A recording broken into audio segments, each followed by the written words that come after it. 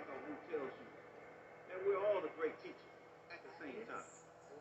So who you going to learn from? You're going to learn from brothers like SNIFFY. You're going to learn the positives and negatives from brothers like SNIFFY. You're going to learn the positives and negatives from people like Brother Polite.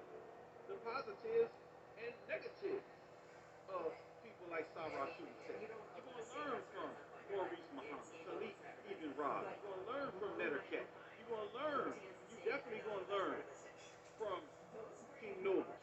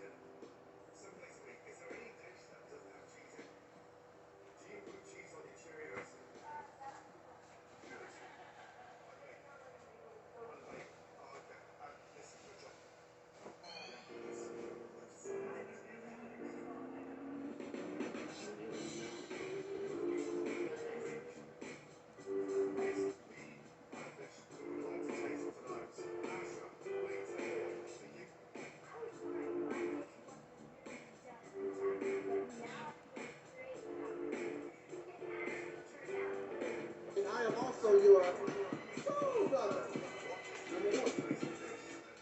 brother Angelsnupnup7 at the Reality Center.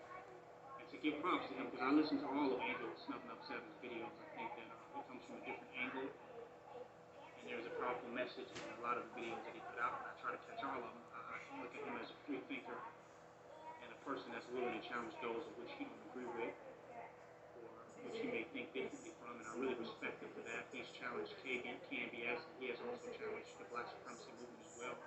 And I have nothing against that, because that which cannot be challenged cannot stand. Cannot stand, it will not stand.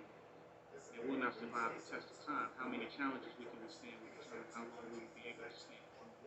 You don't realize it. You don't realize that God has been in prison. The devil was able to imprison God. So, right inside yourself, what God felt as in prison, and you have a false sense of self running rampant inside yourself. This is why, you understand what I'm saying? You have to bring reality test here on earth.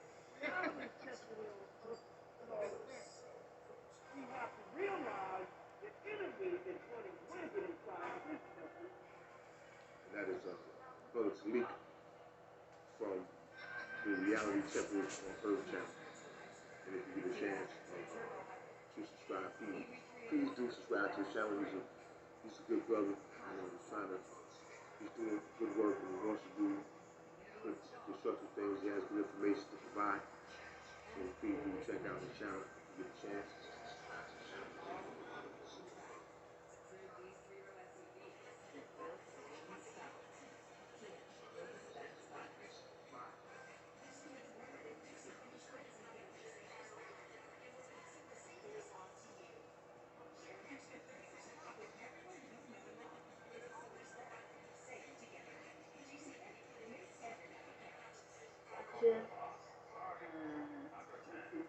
Shout out to my platform, the Reality Temple on Earth Internet Ministry. Our theme this year is After Purge Christmas. Shout out to your platform, Tommy. All the best to you guys for continuing to stretch into this possible, and to continue to bring healing into the space of yourself and others. Good evening, soul brothers and sisters. This is Tangy Cox, the Black Sheep, and I am propositioning you to entertain just being in reality. And this is gonna hurt soul sisters and brothers, because a lot of us cannot accept reality. I empower you to, for 1 year,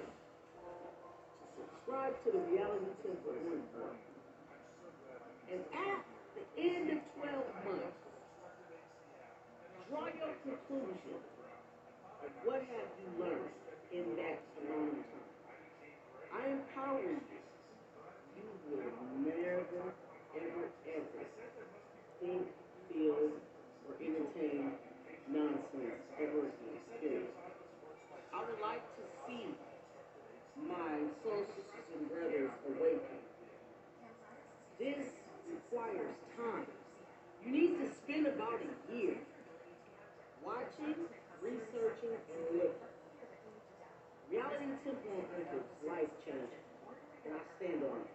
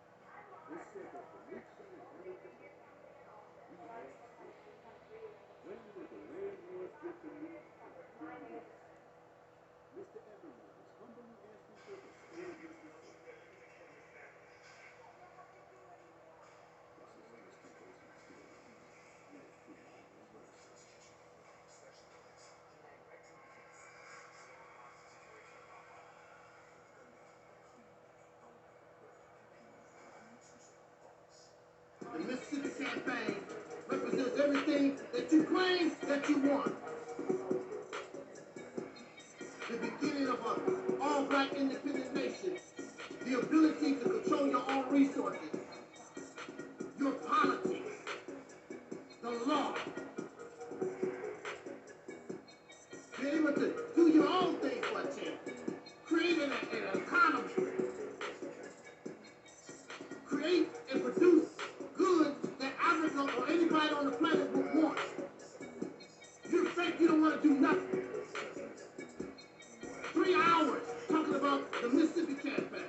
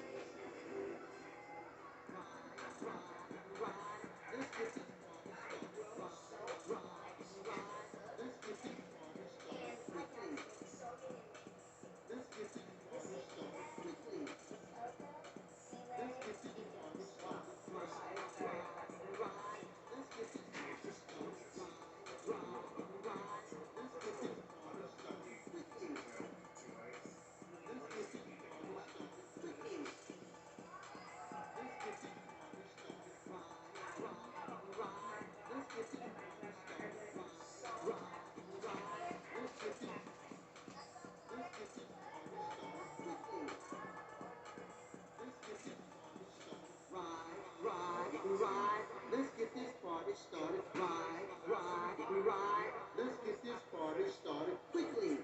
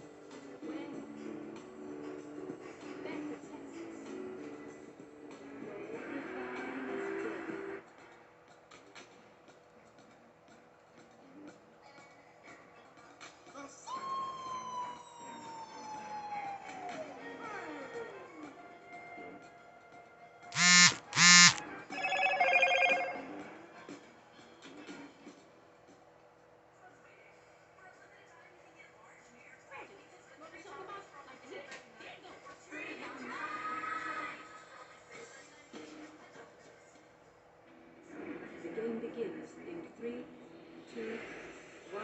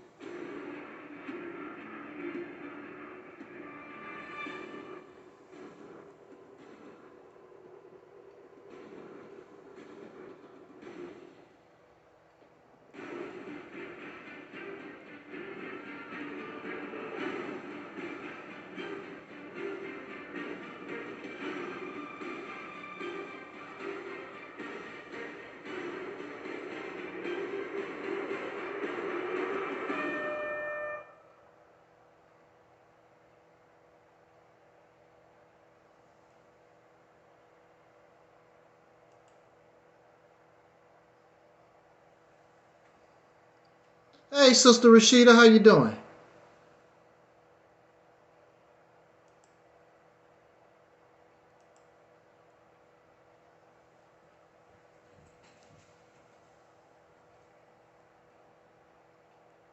All right. Shout out to our sister, the world's first dark-skinned activist, Rashida Strober. We are simulcasting on Angelsnupnup7 YouTube channel, as well as the Realities Temple on Earth Internet Ministry channel, also on our Realities Temple on Earth Internet Ministry Facebook channel. Welcome to this spontaneous broadcast. I'm expecting a guest, so that's what this live stream is all about. If the guests don't show up, we're going to go ahead and close this out, because I did not really have any intent to go live. I did, Sister Rashida, I did want to have a collaboration. I wanted to speak about, how do you pronounce that? Antinatalism. I want to talk about antinatalism, because I definitely concur, and I practiced antinatalism when I was a child and didn't even know it. The best thing I ever done. Almost got caught up, almost got messed up, but I made it. And at this point, I think it's smooth sailing.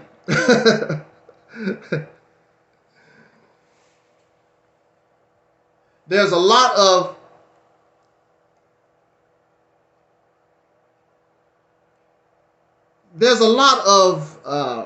things that we don't think about when we take certain actions. There's a lot of things we take for granted when we take certain actions, like water.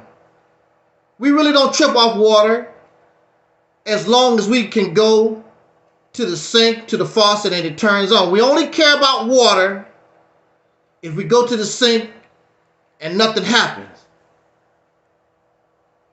How you doing there, J26?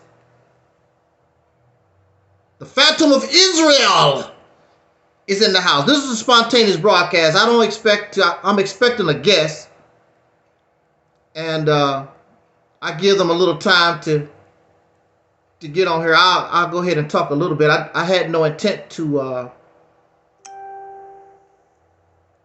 go live tonight, but we don't think about these things.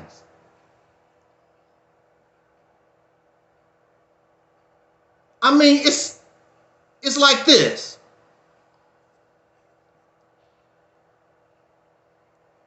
According to my knowledge, it's approximately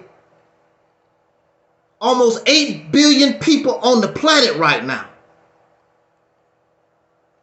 That's a lot of folks. And Sister Rashida, I just want to know, why are we having children? At one time, we was having children for survival purposes. The Bible talks about we put Adam, this God gave Adam the instructions to be fruitful and multiply. Mr. Adam, y'all done overdone it. We got 8 billion people on this planet. You are in no position to go extinct no time soon. You got 8 billion, going on 8 billion folks on this planet. So we're not having babies for survival purposes. We don't need that extra labor to go out into the woods and help forage and hunt animals and gather plants and all. We don't need, you're not doing that. Why are we having these babies except for vanity? Because I want my legacy. Nature don't care nothing about your legacy. That's a vanity thing. Within the next 100 years, all of us will probably be forgotten. Nobody cares about your legacy. Many of these children right now don't even give a damn about you, and you are alive right now, let alone talk about your legacy. They're going to put you in the ground, and nobody is going to come visit your grave. Most people, nobody visits the grave. You can go to a cemetery right now. It's very few folks go to the grave. They will go to the strip club because the booty is alive. The panties is alive. They'll go to the strip club. They'll go to the ball game. I don't see nobody jumping up, running around. Let's go to the cemetery. Even famous people. You'll see a little handful of folks now and then go back and forth to visit the grave site or the mausoleum of Michael Jackson or something like that. So we're having children not for survival purposes. We're having children for vanity. we're having children for vanity purposes. In the meantime, we don't know what we're doing to the earth by overpopulation. And the worst life form on the earth is human beings. The most destructive is human beings. Now, correct me if I'm wrong. Correct me if I'm wrong. But all of us have to take a dump every day or every other day or something like that. All of us have to take a whiz. We have to pee-pee and we have to do it all the time, right? And we fart. And many of you know, even passing gas, that's what they call it, methane gas. It's dangerous. Methane gas can get you blown up.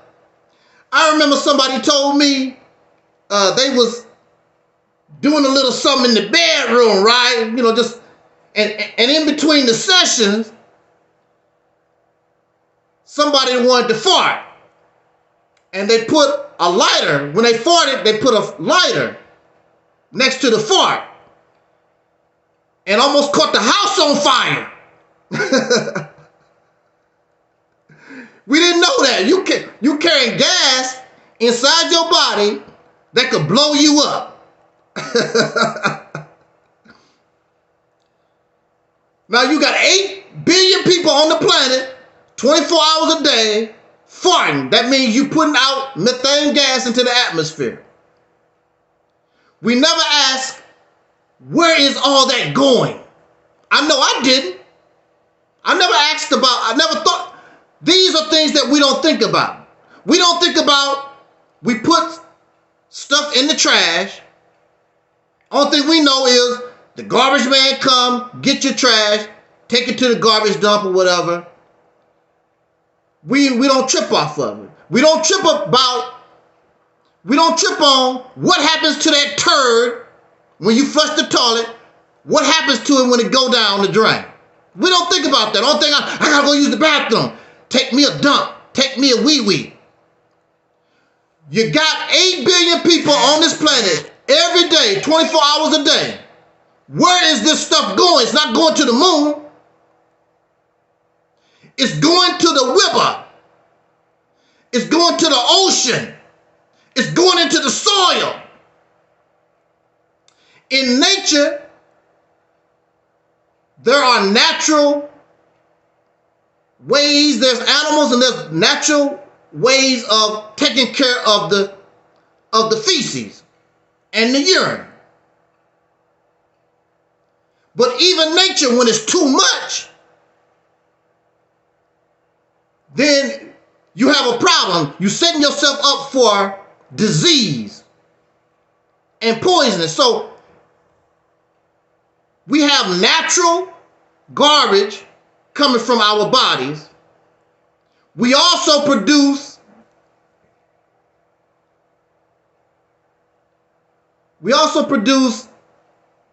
waste material from the cars we like to drive, these computers that we use every day. This is a 24 hours that we do this constantly. What happens to that old computer? These computers, these cell phones that we have, they contain poisons like arsenic in the manufacturing process of these things.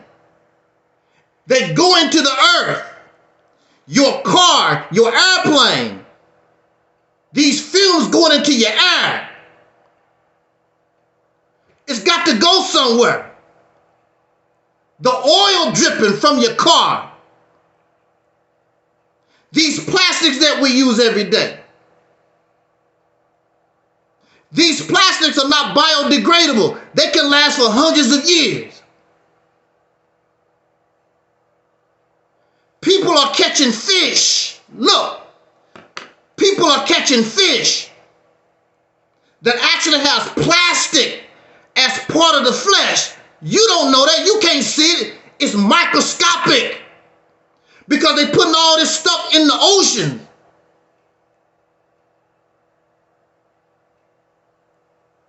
You cannot escape death and sickness because even if you're a vegetarian, the plants has to go into the earth and these roots still absorb the plastic and these chemicals is something in the water called a forever chemical. No matter how it's recycled, this chemical stays in the water. They don't know how to get it out. So the plants are absorbing these things from the earth. There's no such thing to me as organic food. When I was growing up, it was organic. If you don't find bugs eating the food, it's not organic. If you get an apple or a mango or whatever, if you don't see a worm, some kind of bug, I don't see how can you call it organic. That means something was used in order to keep the bugs away. We don't want to share because I got to make my money. But bugs is an indication that it is really, really organic. Ain't nothing been used. When I was a little boy coming up, we found worms in the apples and bugs.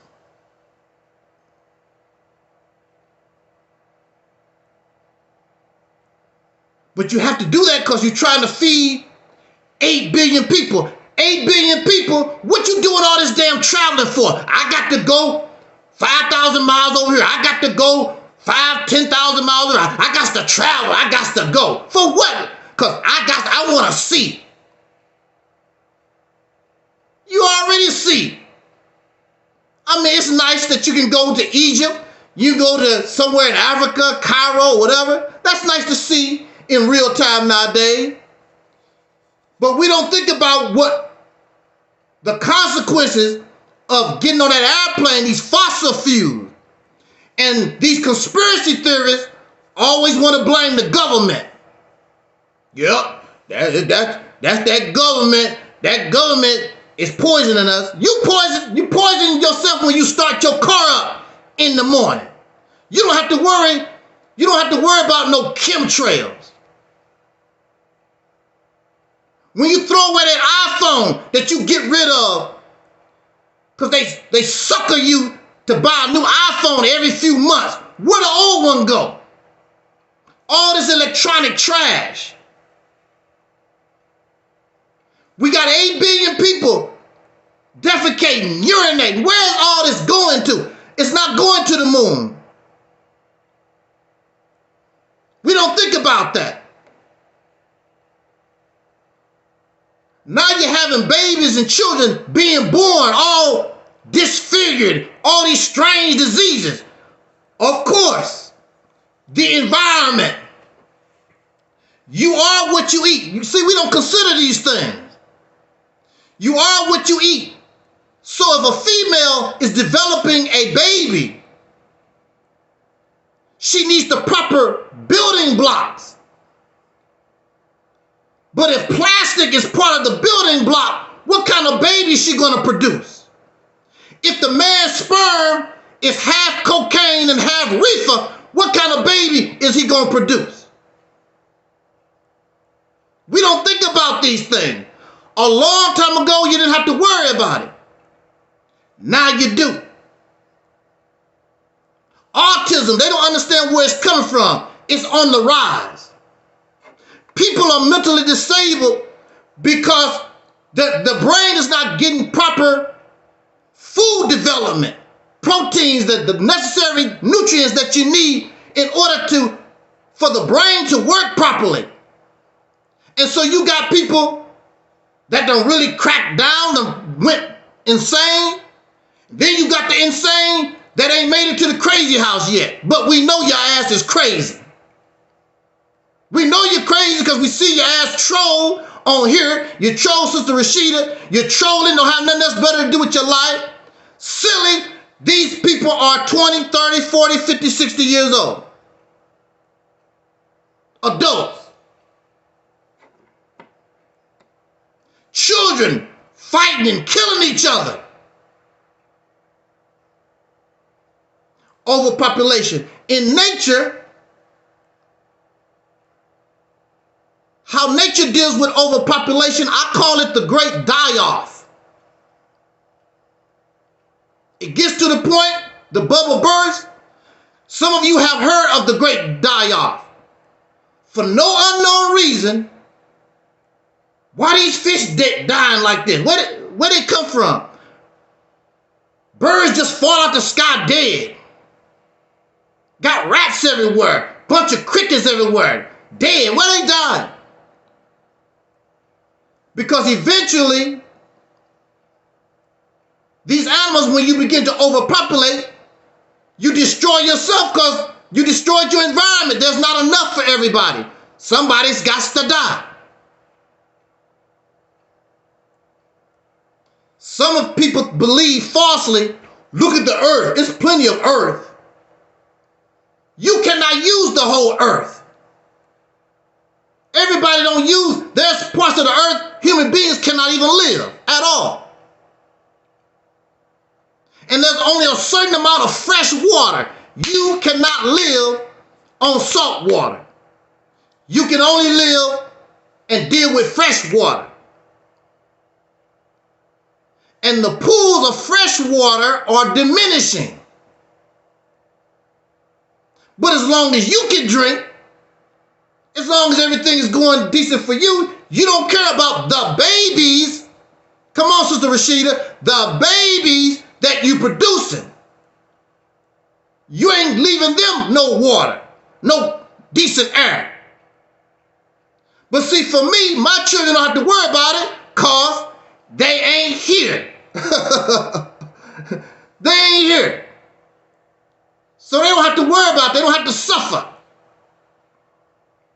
The greatest blessing is not life. The greatest blessing is never to be born. I don't know where the hell I was before I was born.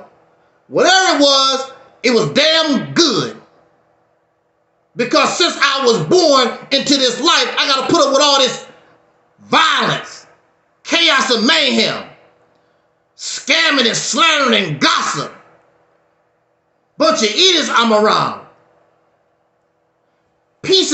Something called peace is talked about, but it's never done.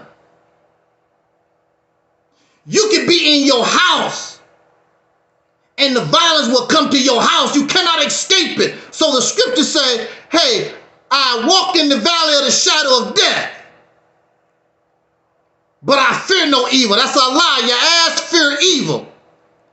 That's why there's locks on your car, locks on your house. You carry guns and knives.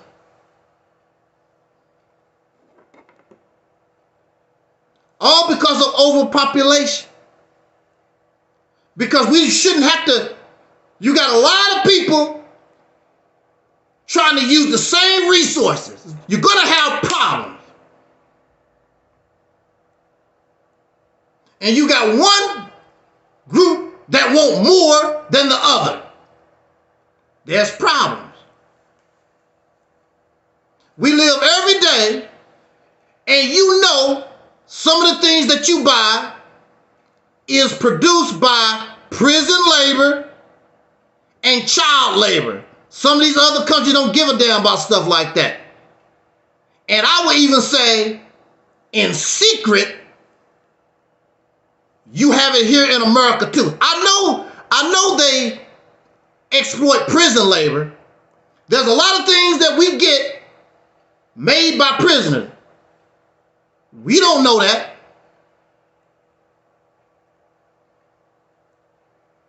There's a lot of secret shops in this country. These immigrants, where they disappearing to? Chances are they are disappearing into these places. Underpaid labor, almost slave labor. Why aren't you seeing these immigrants, a whole bunch of them homeless on the street? Where they go? Where the hell all of them? You got thousands of them.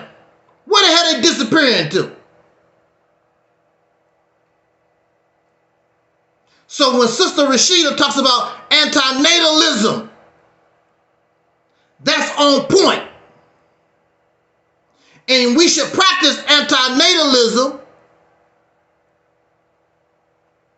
until the future generations they can see now we can start going back and reproducing ourselves. Right now, the only thing you're doing, bringing children into this life, is bringing them into the hell that you claim that you don't want to go to. Because this is the only hell we know. Why you want to bring children into a cesspool and you know it's a cesspool? I knew it was a cesspool when I was a little boy. And I didn't even know what sex was. I did not know what sex was. And I went down to the pond and I watched the fish jumping and the frogs. Even the snakes. I wasn't scared of snakes. I watched the snakes slithering around and the ducks. And I was a little boy and I decided I don't want to bring. Now, I'm not saying life is always bad. That's not what I'm saying. But even as a little boy, growing up towards the end of Jim Crow, I saw a lot of things. I'm like, I don't like this. A lot of unnecessary problems. I don't care how peaceful you are. I don't care how you don't bother nobody. They will come to you.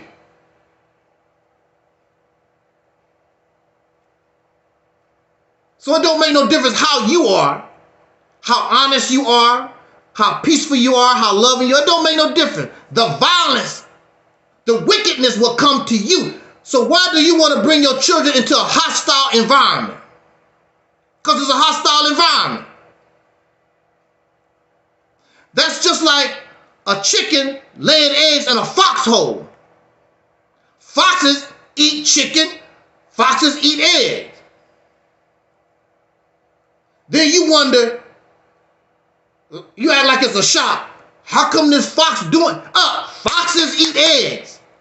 Foxes eat chicken. Why would you put your eggs, Mr. Chicken, in a foxhole? Here we are, bringing children into a world, and you know this world is waiting to eat them up. You don't have nowhere else to put them. See what frogs do, even chickens and a whole lot of animals, what they do, they breed. And they hope that maybe a few will live so the species can survive. Is that what y'all doing? Is that what y'all doing? Trying to breed to survive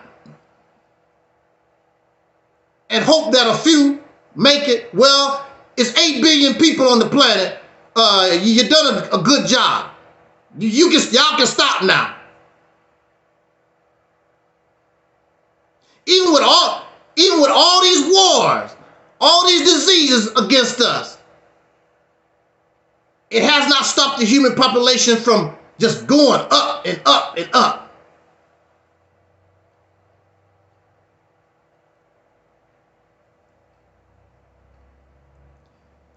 The bubble is going to burst. It's a selfish thing to bring another human being into your mess, and you know it's a mess. It's like some of us think that it's funny. You go to the bathroom, take a dump, you know it stink. You know you left it nasty, and you're going to tell somebody, there you go. You didn't clean it up or nothing. That's what you do with your children that you love. You here in this bathroom, it stink, it's funny, urine all over the place, and you're going to bring babies into it. Then you get angry when the children talk about your happy ass. You are no good parent. You are no good father.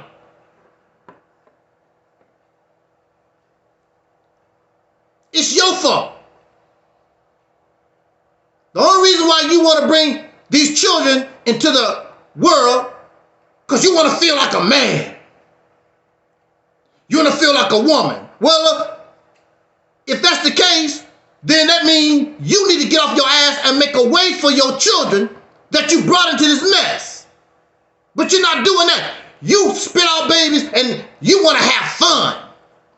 When you have children, your fun days is over. The responsibility of an adult is to make sure those children have the best send-off they can get. You ain't in no position to have fun. I can have fun, because I didn't have no children to be responsible for. You decided to have children, and you should be held accountable, not only for your personal family, but for the children that we bring in, that's going to replace us in this nation and on this earth. All that you want to do is have fun. And then when somebody like me talk about you, you want to get I'm a good daddy, I'm a good mama. If you was good, you wouldn't have brought those children here to begin with.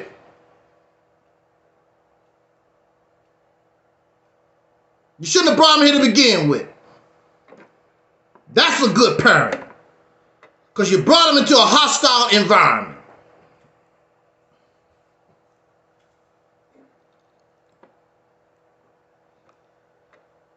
We want to talk about antinatalism. I'm going to get together with our sister Rashida. We want to talk about this antinatalism. Spontaneous broadcast. We're simulcasting on Angelsnupnup7 YouTube channel, Reality Tip on Earth Internet Ministry, Facebook, also here. I did not intend to come here and speak and talk about anything. A spontaneous broadcast, we're supposed to have guests. And see, this is what kills me.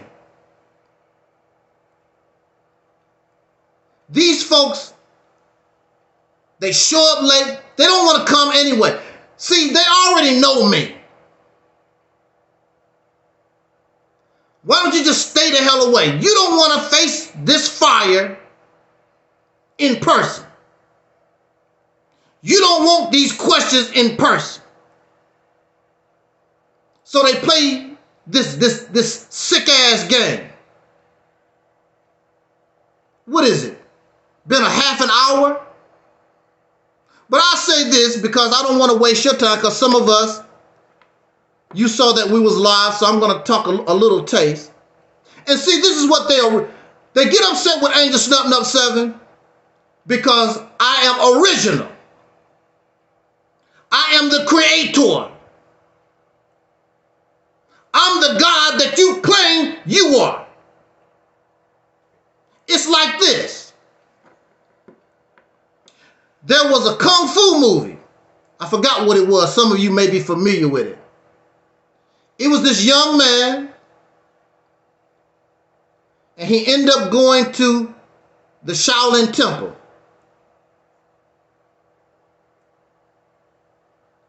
And he wanted to learn martial arts. Well, this is the normal thing for a lot of martial arts films. He wanted to learn martial arts so he can take revenge on those people that murdered his people. That's what he wanted to do. So first, he had to prove to the monks he was worthy of being taught martial arts. He got to be worthy first. They wasn't just going to take him, oh, can I learn martial arts? They look at him, we not going to take the time. He had to prove that he was worthy. He had to help them build houses. He was nothing but a cook. He had to do a whole lot of stuff. They did not just immediately take him in because he wanted to learn martial arts. You're going to have to prove that you're worthy of our time, sir. And like everybody else, you got to start on the bottom. So there's 12 chambers of martial arts style that he has to deal with, to learn, before he can like graduate from this Shaolin temple. So he begins. It's not easy. It's rough. It's a rough thing.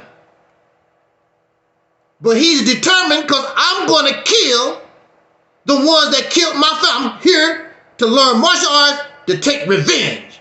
That's what I'm going to do. Even if I die trying, I'm going to learn this.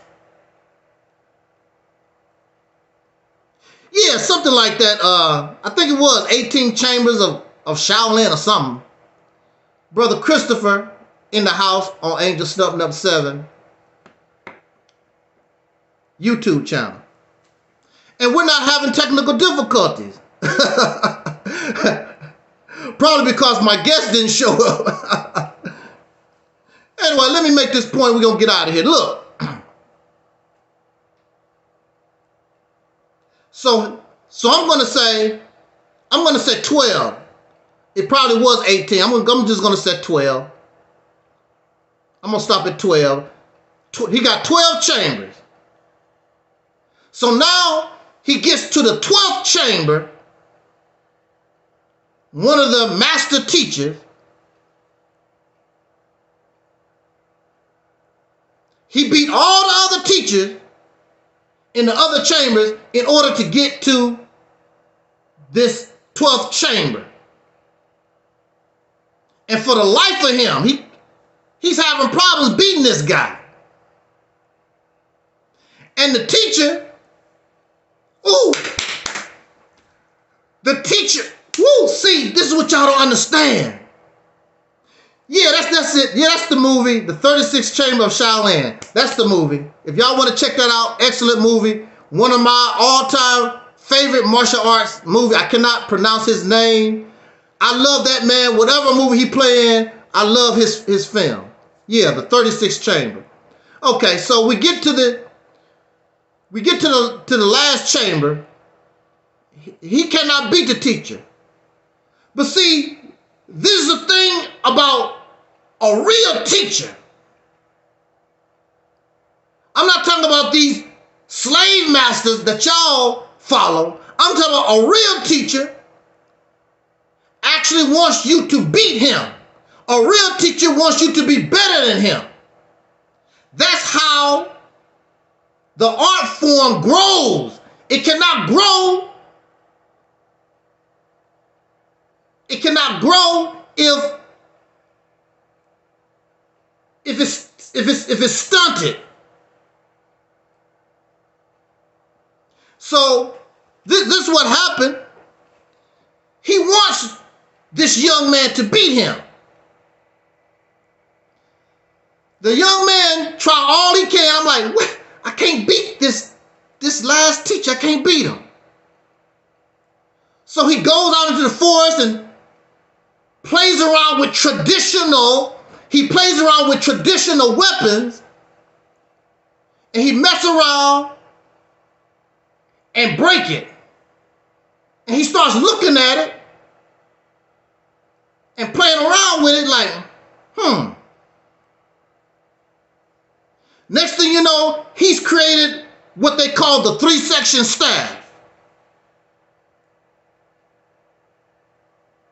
And everybody, what is that? They never seen that weapon before. What is that?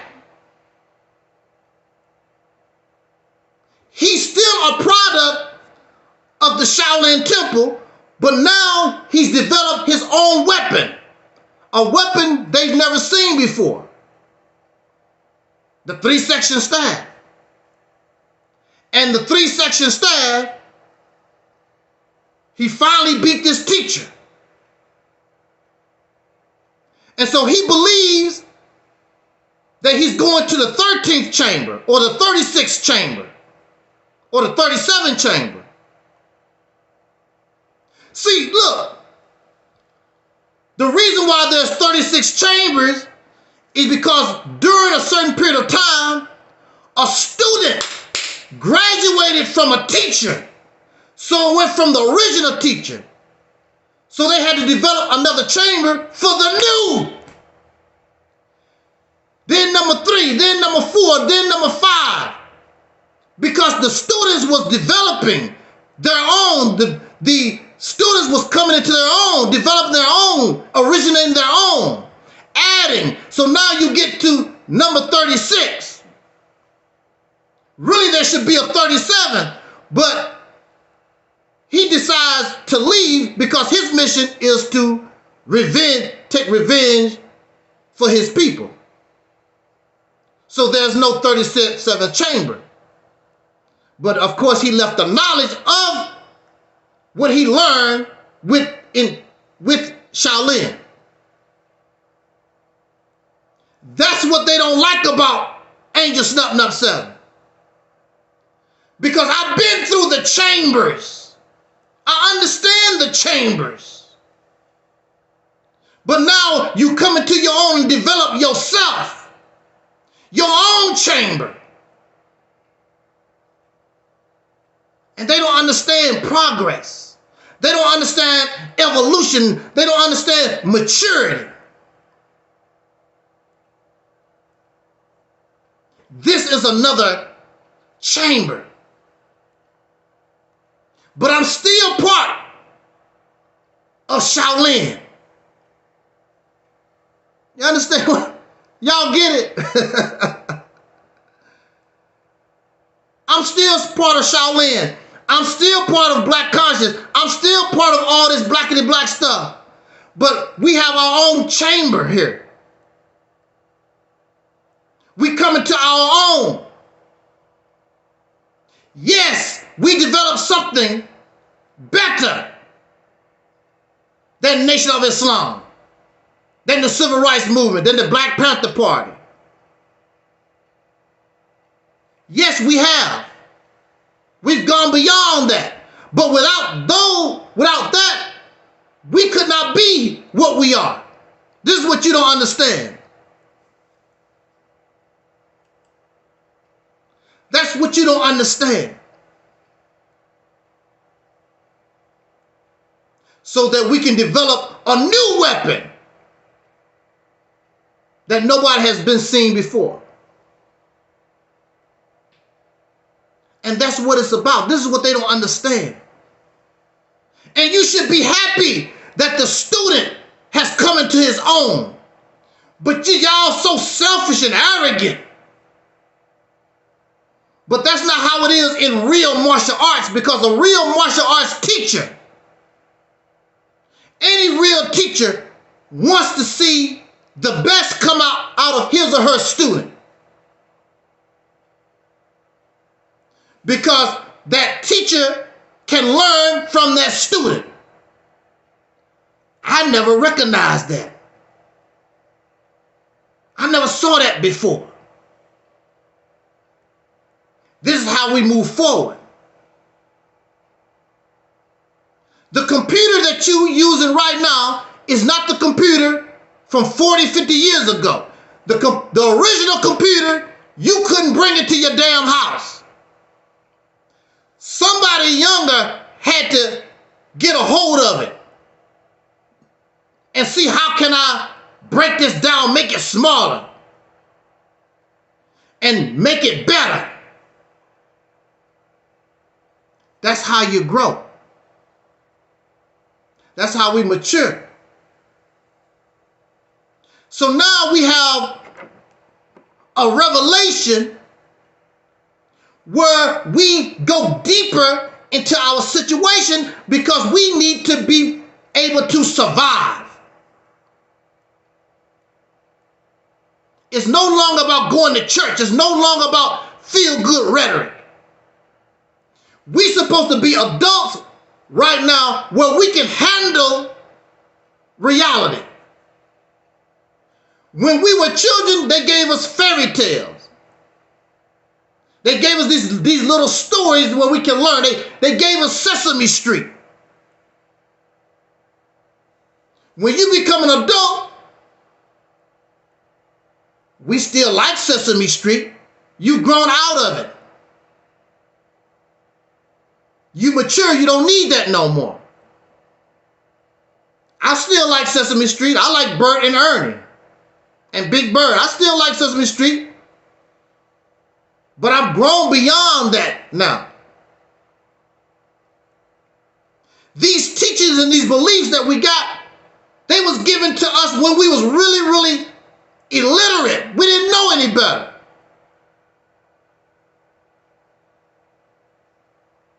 If you illiterate and a child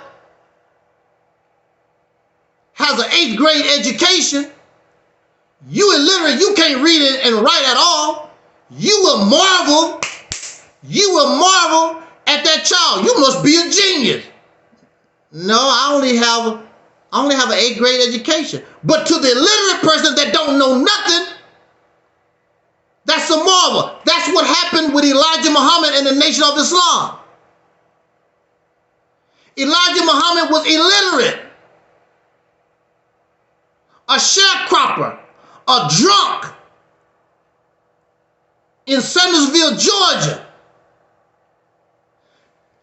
son of a Baptist preacher or whatever. His mind, he's a drunk, he's illiterate, his mind filled with all that spooky Christian stuff, devils and ghosts and goblins. That's the mindset. So here comes a man, Master Farad Muhammad,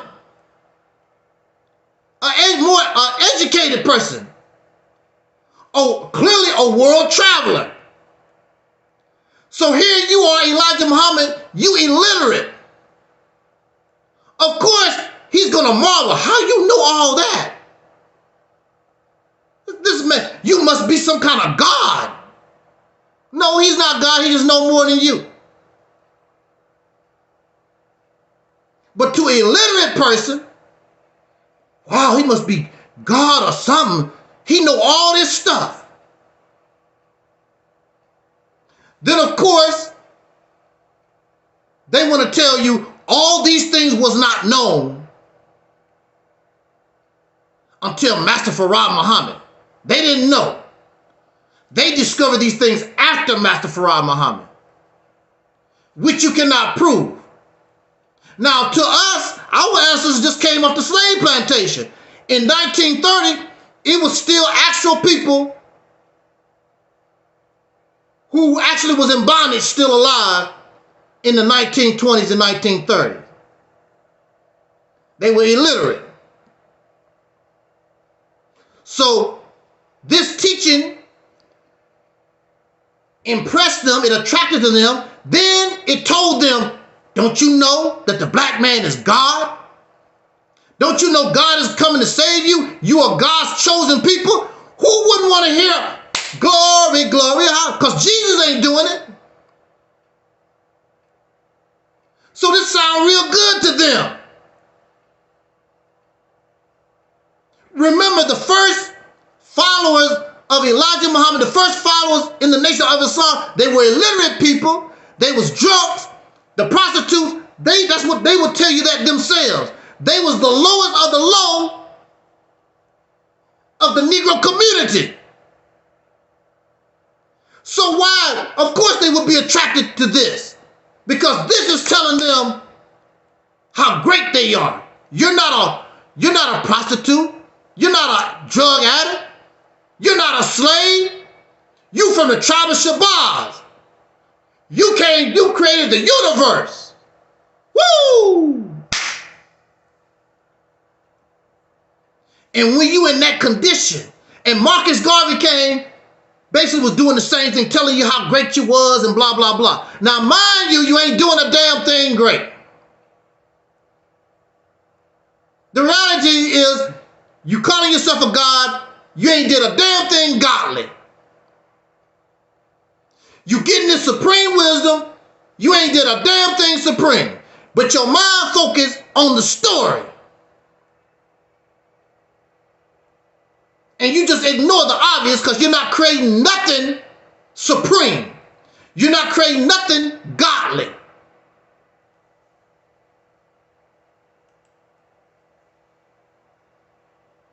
You just ignore those things. In the church, they just ignore these certain things because you're in love with the story. And when you're a child, when an adult person gives you these things as a child, it helps your self-esteem. Boy, you can run like the Flash. Boy, you play basketball, you can be the president of the United States. Some of us tell our children because you're trying to encourage your children to do the best they can. But when you become an adult, you realize, I ain't gonna never be the president of the United States. I can't play no basketball. And you accept what you can't do. But we do these things to encourage our children, encourage people with a low self-esteem, and our ancestors was low. Self-esteem can't get no lower. Being called inferior, being called the N-word 24 hours a day. Life is hard. Going back to anti-natalism, I don't understand why our people going through hell like that, you still want to produce babies and put them on a slave plantation. Put them in this mess.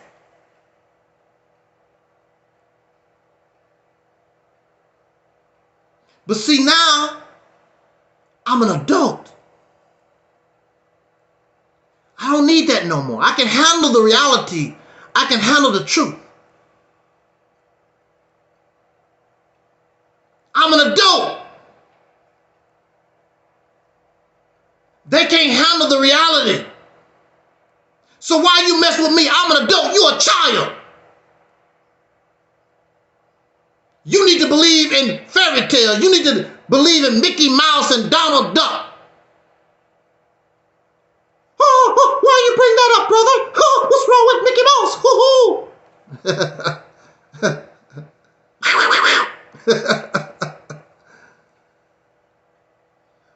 We are striving to be adults here. But becoming an adult brings responsibility. Becoming an adult brings accountability. And we really don't want that. We want to put the blame on the white man. We want to put the blame and responsibility on Jesus or Allah or Master Farad Muhammad or whoever. We don't want to take responsibility for ourselves. Now, the young man that's supposed to come here tonight told me he represents the truth. If you represent the truth, you shouldn't have a problem coming here. Now, mind you, he set this time up and still not here. The only thing you're doing is making Angelsnupnup7 look good. Another one bites the dust. Because you're a child talking to an adult. You're a child dealing with somebody who has gone beyond the last chamber. I don't need no holy books to function. I don't need a divine man to function.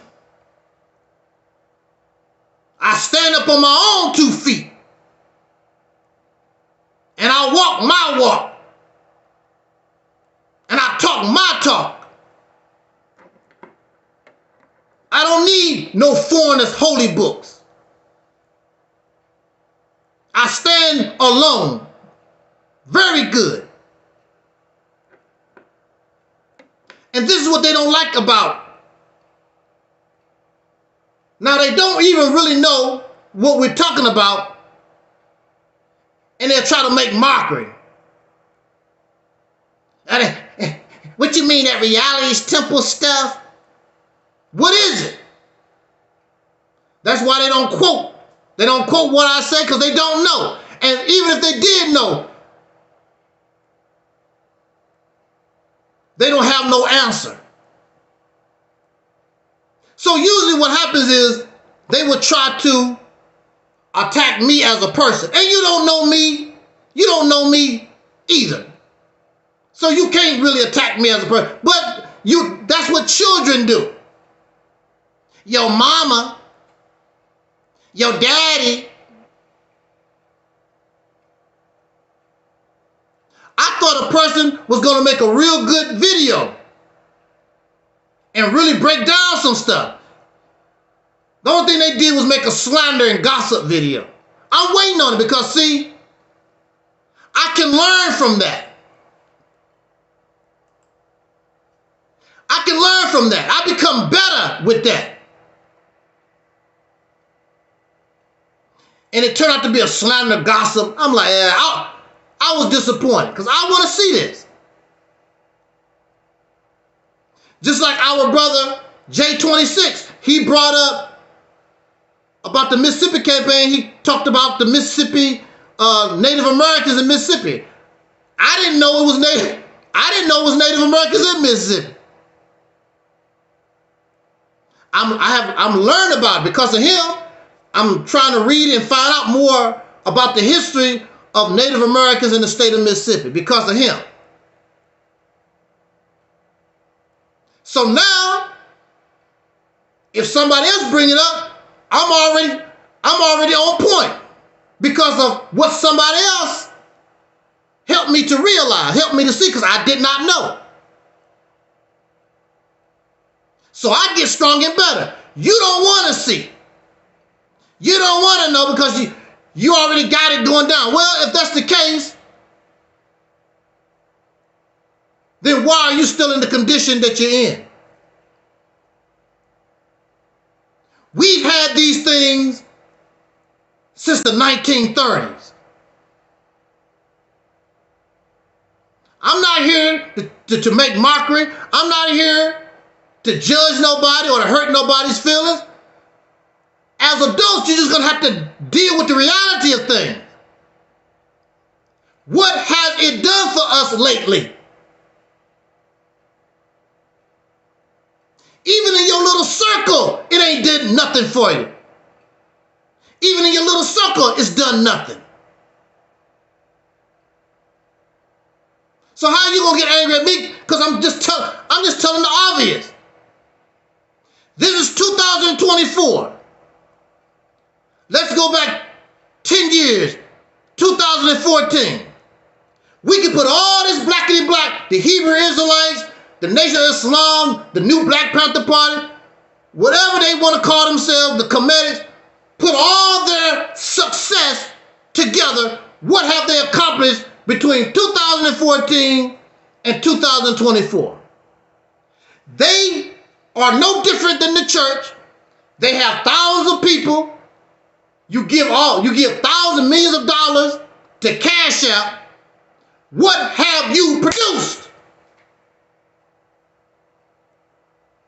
Except feeling good because you went to a debate. We finna go to Washington. We gonna have a rally. What is the benefit? The money that you wasted going to a rally in Washington, D.C., you can have boots on the ground and encourage your people in Mississippi, let's take control of this state.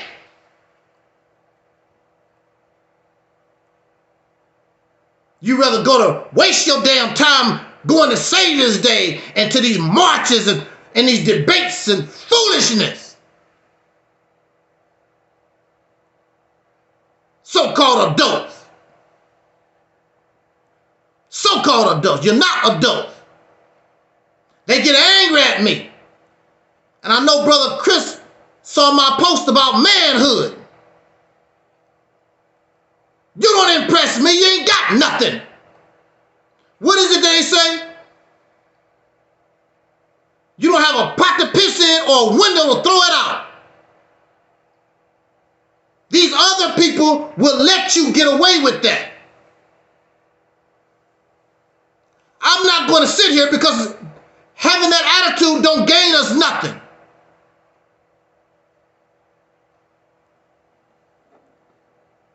What does that gain you?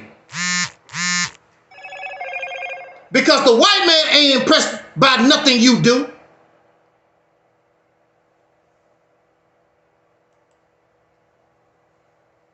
When you are able to get the attention of other men and they begin to view you as a threat, you got something going on. You got something going on. Until then, nobody don't give a damn about what you're talking about. We are called men by default. Simply because you got a penis and you can make some babies. A squirrel can make a baby. Dogs make babies. Cows make babies. So the hell what?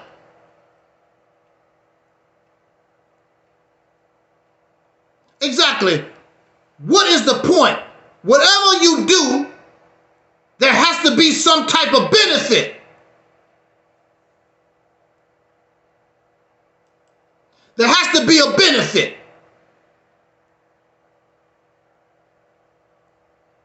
We're not getting any benefits. The only benefits that we're getting is we feel good. So you're not in no position to talk about black Christians. Because that's all you can produce. It's something to feel good. That's all you can do.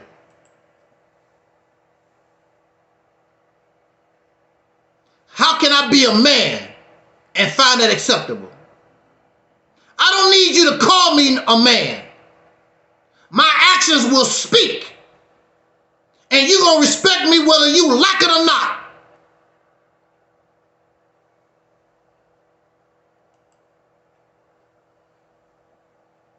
The world will see exactly who I am. I don't have to run around with a sign, I am a man. No, my actions will speak louder than words. We as men are doing nothing to be called that. We make no laws. We can't protect our women and children. We control no resources. We don't have nothing. We are under the rule of the children of our slave master. I'm a man. You a man, and these other men, they can take everything you got away from you overnight. They done it once, they can do it again. The only thing you can do is cry. That ain't right. That's all you gonna do. That ain't right, because you have no military. You can't protect yourself. The only thing you got, you can brag about, is Mr. Ding-a-ling. Well, at least I got this. And you won't have that because these suckers cut that off. And they have done that. They'll cut that off. You won't even have that. Some of these folks probably got black men's ding-a-ling in a jar in the basement, in the attic, in their house some damn where. We know this.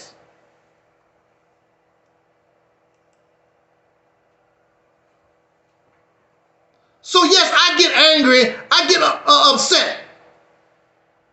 Because I want to do something before I die. For your children, because I don't have none. For your children.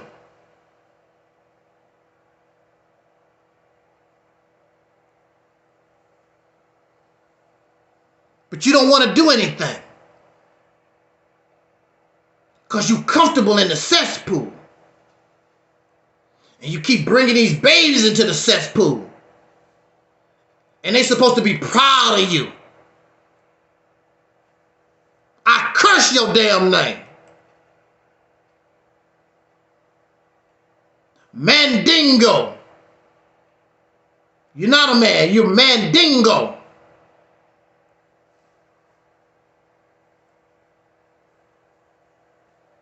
You don't like me because I keep it real. I have no choice. Because I've been through those other chambers. And the enemy understands those chambers. Now you need a new strategy, a new mindset in order to push forward. The enemy is hip to that. We need a new weapon.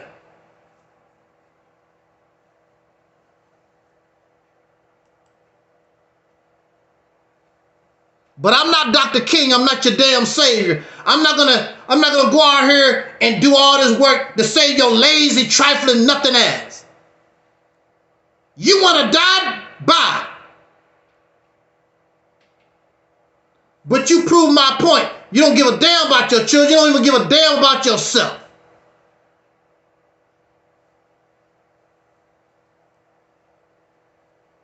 Now, why would you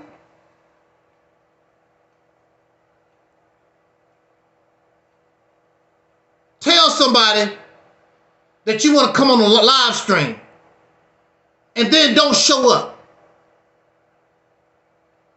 They do it all the time.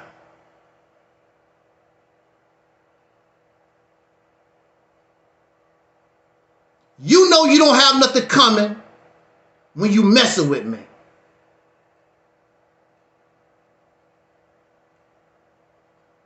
Your best bet is just to leave me alone. Because I'm an adult. You're a child.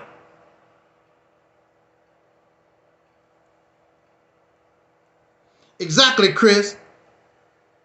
Wasting money.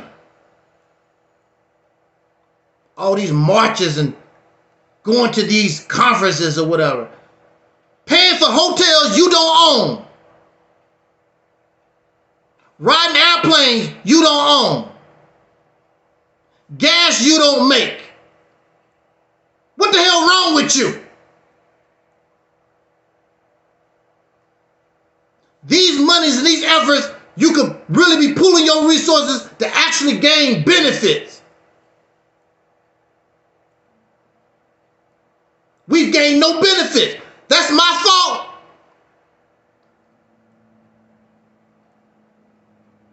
That's Angelsnupnup7 fault because the Nation of Islam has accomplished nothing. The new Black Panther Party has accomplished nothing. Tariq Nasheed, FBA ain't accomplished nothing.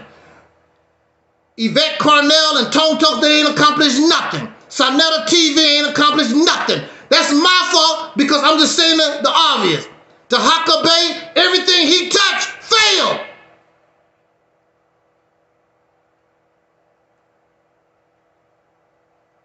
Everything Tahaka Bay touched failed. And he's over there, Moore's World TV, suffering because he lost to Tariq Nasheed. The worst mistake he ever made. You know how it is when somebody whoop your ass, you pretending like you didn't get your ass whooped. Well, you know, blah, blah. You making up all these excuses or whatever. It would be better for him to say, that was a mistake. I took it too far. I should have left that man alone. Now he's suffering the consequences. It would be much easier. Damn, I should have left that man alone. It'd be easy to just tell your audience, y'all, I took it too far. I messed up. See, so now he's going through unnecessary suffering. There's nothing wrong with saying, I made a mistake. There's nothing wrong with saying, brother, I was tripping. When you know your ass is wrong. So you suffer. And you put on this, you come into public and you pretend like nothing is wrong, but it is because you know your ass is wrong. See, that's not going to happen to me. Because if somebody come here and they can actually say something or whatever, matter of fact, I would accept your truth. So I don't even have to go down that far. But I can say I was wrong. So I'm not going to suffer like that. I don't have to live a stressful life like that because I can say, damn, brother was right. It's a waste of time for me when brother J26 brought up about the Mississippi Indians. That's a waste of time for me to try to argue. Plus, I don't know. That's a waste of time for me. Submit to the knowledge, you idiot. Makes things easier. But no, I want to be pompous. What you mean by blah, blah, blah, blah, blah. It just makes it worse for me. Because the reality is, if we ever get in that situation, it's there. At least I know about it now. I didn't know about it then.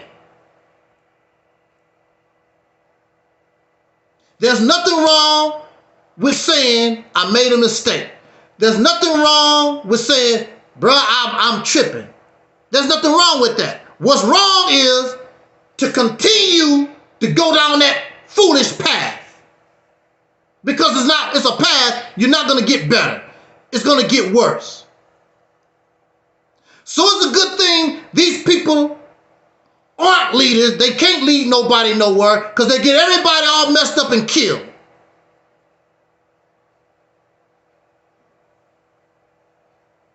You got to have vision. You got to be creative. It's like playing chess. When somebody make a move, you got to counter that move. You have to think what they're going to do before they make the move. You just fighting. You think you're going to win. You think you're going to beat the white man or anybody just fighting. You know, like how some of these women fight? They just throw in their hand, hope they hit something.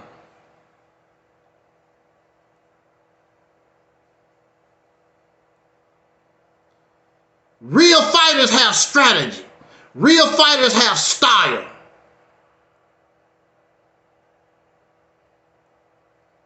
Throwing your hands up, hoping to hit something, that's not fighting. I don't know what you call it. That's not fighting.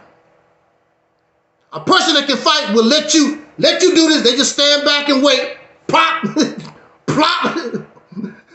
Why I keep getting hit? You don't have no style. You dumbass. Pop. But I didn't have any intent to come here and go live.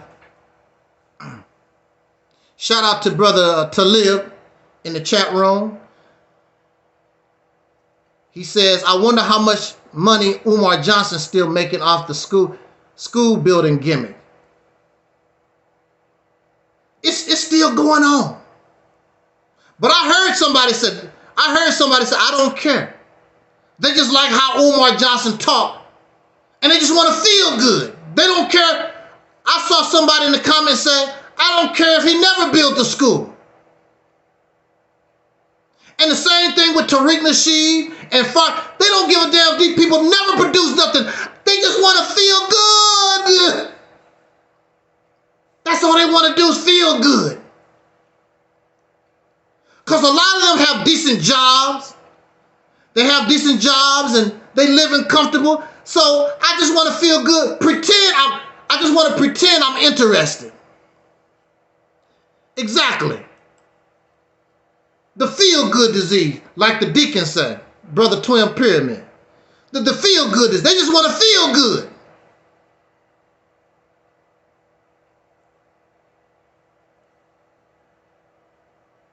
So that means all of this ain't nothing but a damn church. It has nothing to do with black conscience, has nothing to do with the revolution or liberation. It's just a big-ass church. Just want to go somewhere and feel good. A big-ass strip club.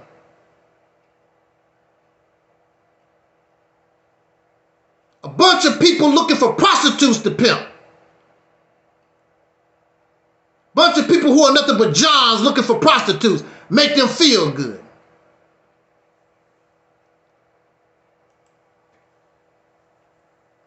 Talib said, I guess this is in reference to Tahaka Bay. He was already labeled on social media as a registered sex offender. Whether it's true or not, it's true. I mean, Taalik blew up. He put all the paperwork out there. He's a woman beater and a child beater and a sex offender. You know Taalik did his homework. He put it all out there. He really didn't know, but now we know. He showed the paperwork. This man got a whole long list of crap. Now he's Mr. Holy and Righteous. But you made a mistake. See, that's what happened to your happy ass. Because when I was talking with that man, he told me he's going to go to teaching and positivity. He lied because that don't get you YouTube views. That don't make you the money. That don't give you the recognition. Your recognition comes by beefing with folks, exposing folks. Well, you exposed Tariq Nasheed. You exposed him a whole different way. Now you go to Tahaka Bay's channel. All his Tariq Nasheed videos took down. Yeah, you exposed Tariq. Yeah, you exposed him. And keep his name out your mouth for sure now, because it's not a game.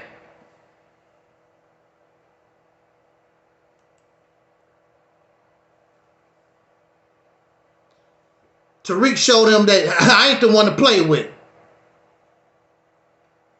You gonna go all the way to Los Angeles from Baltimore just to get slapped in the damn face. You got all these folks still cheering him on. See, there's a lot of us, that's what we like. We like the beefing part. When we was beefing, going back and forth with those women, we was getting 300, 400, 500, whatever views with 1,000 or something. Soon as that stopped, everybody disappeared. Because that's all we want to do. We want entertainment. We want to feel good. We want fun. Well, I'm going to tell you, I'm not a prophet, but some fun gonna come to your ass sooner than you think. Because you think this is a game. You know how children are? Because children don't have to pay bills. Children don't have to do nothing. They depend on their parents. So they do dumb, silly stuff. See, the white man taking care of your ass. So you're really not concerned. Because your daddy, your zaddy taking care of your ass. But like we say here all the time on this channel, the right thing that happened in the world, you're going to find out what the real deal is. It can change things overnight. If COVID-19 had been just a little bit more worse, would have found out what the deal is. Brother Chris says, Jason Black, Professor Black Truth, and Tariq Nasheed can build a multinational-like news corporation together if they were serious. Exactly. They could build and begin their own Facebook, YouTube. So we don't have to even deal with Mark Zuckerberg. But see, they're only interested in the money they can make right now. They can make money, and they already have a following on the white man's social media.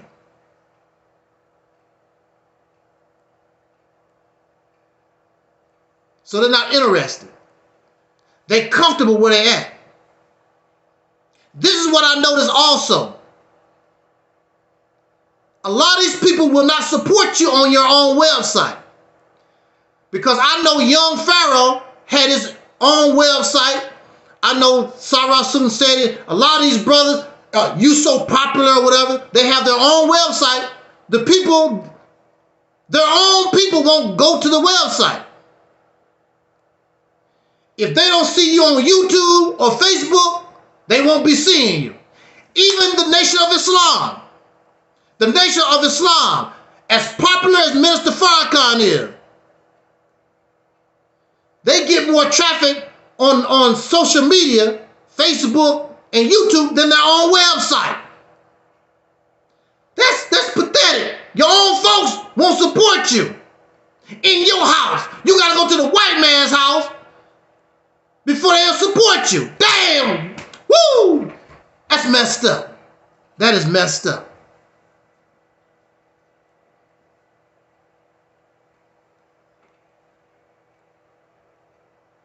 My little little 10 subscribers probably wouldn't come to my website either. Well, I don't know. They might, because we're getting more and more views on Rumble. I mean, that's not my website, but that's a different platform. And Rumble, the views are climbing and getting almost as high as what we get on Facebook and YouTube on Rumble. And my one of the videos I just put out, the title, I'm paraphrasing, the title that I put on the video, did you really expect white people to change? That got some attention over there on Rumble. Got some folks upset. What you mean by that? What you mean white folks change? Yes, have not changed. People always put on this front. But see, why would you change when you benefit from white supremacy? You know that it's not right, it's unjust, but it gives you advantages. There's a lot of Caucasian people. They want to continue to take advantage of having it of their skin color. And before you run your self-righteous ass mouth, many of you would do the same thing in certain situations. You will use your family name to have an advantage to get a job, a promotion, to get a better car than somebody else. That's how we roll. That's how we do things. I mean, that's how people are.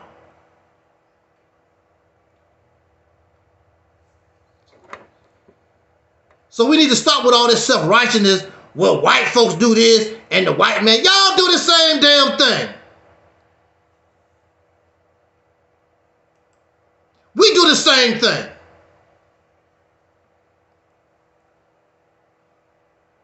White folks don't like my truth. They flagged the Nation of Islam. They flagged the Black Panthers. Facebook terminate the Black Panthers and the Hebrew Israelites, or whatever. You turn around and block Angelsnupnup7. You turn around and do the same thing that you complaining what they do. You do turn around and do the same thing. I will go to one of these blackity black channels or whatever, and I don't cuss nobody out. I just state my opinion. Block. You do the same thing. But they supposed to let you come on Facebook, talk about Jews, because Mark Zuckerberg, I believe he's a Jewish person. You expect Mark Zuckerberg to let you come on his platform in his house and talk some crap about Jewish people. You expect YouTube, which is controlled by white folks, and talk about calling white people the devil and how evil they are and blah, blah. You expect them to let you run your mouth and you ain't gonna do it. You will block somebody. You terminate that channel. You do the same thing. A bunch of hypocrites. I think there's only one person or a couple of people I know you could have went to that channel and they don't give a damn what you say. They don't care about what you write. They don't give a damn. Like King Noble. Shout out to King Noble Black Supremacy. You can go to King Noble Black Supremacy channel, say whatever you want to, write whatever you want to. If he want to respond, he respond, but he don't give a damn. And there's probably some other folks that don't care. But the majority of us, we see a comment that we disagree with, we don't like, or they telling the truth about your ass, block, delete the comment. That's what we do. Then get angry because other folks do it. Y'all a bunch of hypocrites. Now, me personally, I don't give a damn until they start writing profane, nothing garbage in the chat. Who wants to see that? Because I don't care. And then you know, YouTube, Facebook, they will terminate your channel because somebody else wrote some garbage on your timeline. But other than that, I don't care. You can say whatever you want to. You can call me. You can call me anything you want to. You can talk about the Mississippi. I don't give a damn. I don't care. So on that note, I think we said what we need to say. Another one bites the dust. That's all I can say. Another one bites the dust. As usual. I thank you so much for joining us this evening. I was going to say afternoon, this evening. Thank you so much for joining us. Another coward bit the dust. His truth clearly is not as the truth like he thought it was. Didn't want to face the firing squad. So you need to keep your weak ass where you at. Don't even respond to my comments. Leave me alone. Because you can't handle the heat. Even though God backed you up. So now you make God look bad. Because if God backed me up, I'm willing to take on all comers and whoop your ass. There's a brother I know of. He likes saying that. B1 whoop ass. I'll come on, whoop your ass. If you got God on your side, what you scared of? Your God don't exist. And if your happy ass came here, you're going to have to prove it. You know you can't. So you tucked tail, went back home, crawled under the rock that you came out from. Woo, Angel, you talking about them bad. I don't like losers. That's why I get so upset with us. Because we don't mind being losers. But you want to be treated like you're a winner. You ain't won a damn thing. You want a NBA championship and your happy ass don't even play basketball. Are you serious? See, when you actually win, when you actually make moves, there's nothing nobody can say or do can take away from you. The only thing they can do is try to make mockery or whatever, but it is what it is. I am a champion. There's nothing your happy ass can say or do about it. Michael Jordan has what? 6 championship rings. That's fact. There's nothing that you can say or do. That's what he got. He don't have to pretend. He don't have to feel good. He went out there, worked, and earned it.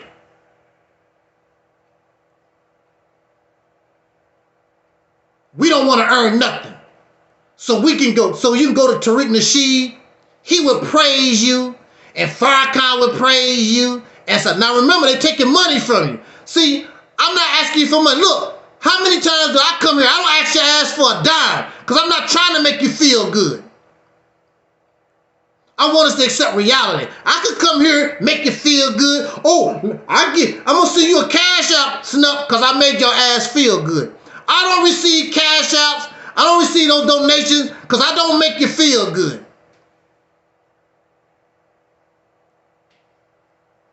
I want to pay you like I'm a damn prostitute, making you feel good. I'm not a damn prostitute.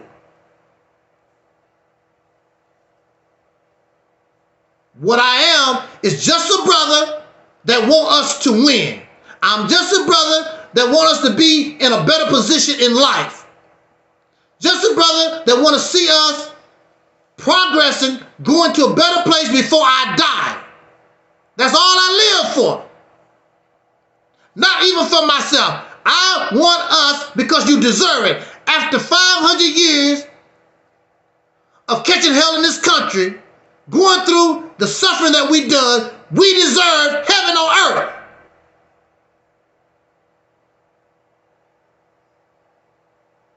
But nobody gonna give it to us. Ain't nobody gonna save us.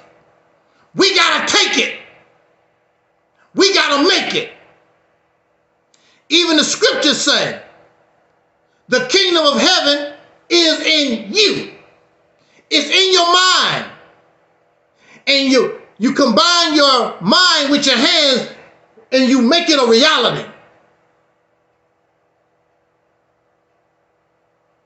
You and I are in a position to show humanity what a human is and guide humanity, not just black folks, guide humanity to where we need to go. You don't understand the position that you're in. Yet you talking all this God stuff and blah. You don't understand your own Bible. You don't understand your own Quran. You don't even understand your own spirituality. You don't understand the position where we find ourselves in.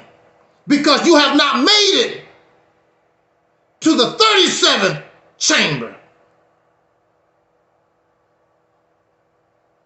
When you make it to the 37th chamber, you won't argue and debate me no more.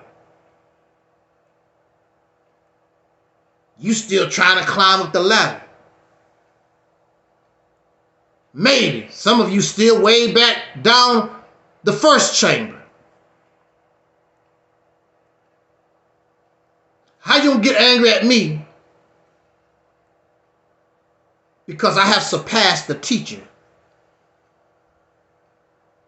Teachers should be happy that their students have advanced. Real teachers. These fake ass teachers want you to be their slave. You'll never know. Like Louis Farrakhan, his students never graduate. What university, what school, who do that? What school do you go to where you can't earn a diploma, a certificate? Except Louis Farrakhan, student minister Ishmael Muhammad, student minister Nuri Muhammad, student minister, may she rest in peace, Ava Muhammad. Student, they never graduate. Sister Ava Muhammad been with that man ever since. And when she went to her grave, she's still a student. The only one who graduated is Farrakhan. What kind of school is that? And their minds is so messed up. That's acceptable. Yeah, I'm a student, all right. Yeah, you always a student. You're always learning, but damn, you're supposed to graduate at some point. When you in martial arts, you start off with a white belt, then yellow belt, brown belt. You start going up the rank. And then even when you get to black belt, I think it's first degree, second degree, third degree, you go up in rank. Except if you're in the Nation of Islam, Farrakhan the only one that has a black belt. Everybody else always have a white belt. You want to be part of that where you never grow, you never evolve. So I'm the originator, I'm the creator of this ministry. But should somebody come along and they gravitate toward it, they take it to the next level. Thank you, Snup. I got this. And you know, for me, I was tired anyway. Go ahead, young man. Go ahead, young woman.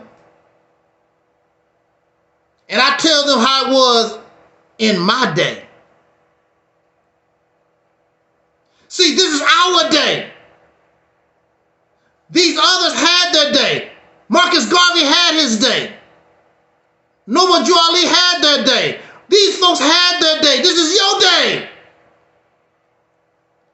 And you should be evolved on a higher level, still repeating and doing the same thing illiterate people was doing in the 1920s and 1930s. Something is wrong. Something is wrong.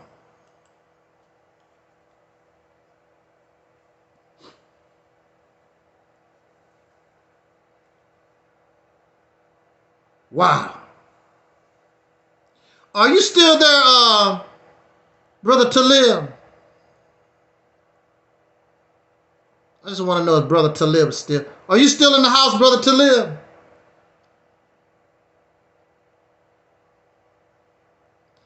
Because I was getting ready to get out of here. But if my brother Talib wanted to say a few words, I don't mind. He can come and take us out of here.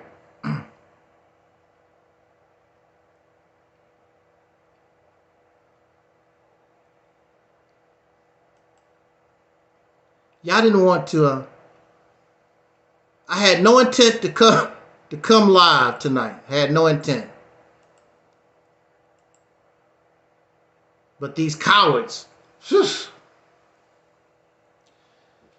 Brother Chris says ego, arrogance, pride, jealousy, envy is worse than drugs and alcohol.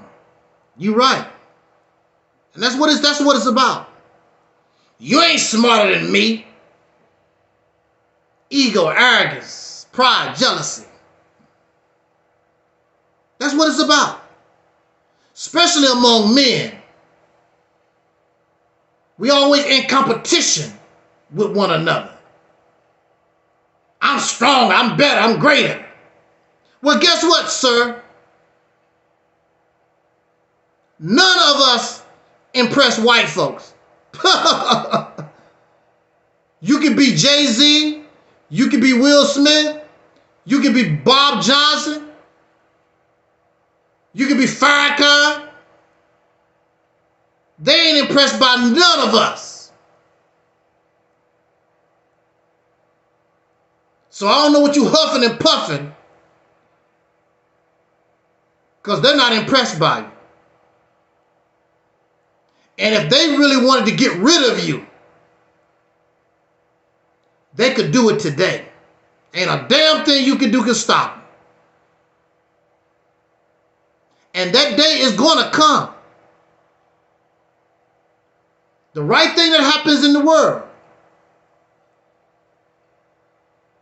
And you'll see. Now, while folks are concentrating on Israel and Hamas, and folks are concentrating on Ukraine and Russia, don't forget now, Pakistan and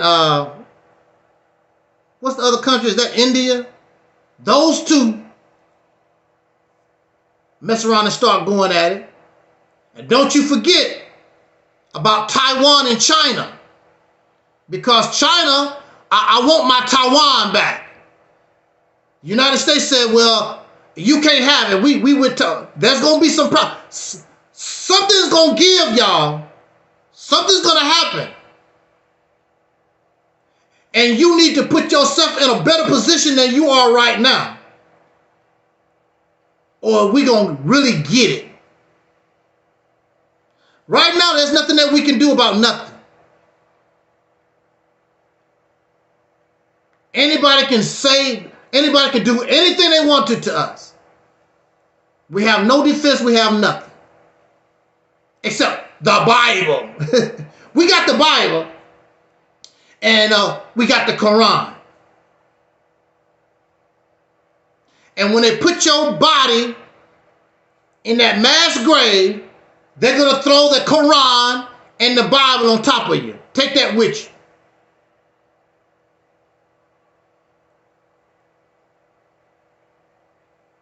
you. You don't take nothing seriously. Black Truth says we need economic power. This is the purpose of the Mississippi campaign. You cannot get no more economic power than taking control of a state. If so, show me how. Because we've been talking about getting economic power in the manner that we've been doing, and you don't have none. And only certain individuals benefit. We as a people don't benefit. What is economic power when every black man, woman, and child in this country cannot benefit from it? They can give to it, but they can't benefit to it. The Mississippi campaign is set up where the people will feel they got every individual. I'm black, I got some power now. That's what the Mississippi campaign is about. I don't have no power because the Nation of Islam have a fruit stand. The Black Panther Party got a restaurant. That don't give me power. You have real economic power when every black man, soul brother, woman, and child in this country, they can feel, I got power. I mean something. When they can look at the state of Mississippi and the reason why it exists is giving you power. You know you got protection. Wherever you are in this country, we can send our FBI investigate. You want to throw down? We got a National Guard and we're going to have our own paramilitary. I'm going to show you that you can bleed just like I do. We're going to have our own counterintelligence. Mess with us if you want to. When you mess with any of us, you're going to have to deal with all 40 million. They ain't never seen nothing like that before. Economic power, military power. You're going to respect me, damn it, whether you like it or not. And you in the best position, you in the country. You don't have to sneak. We everywhere in this nation. We know about everything here.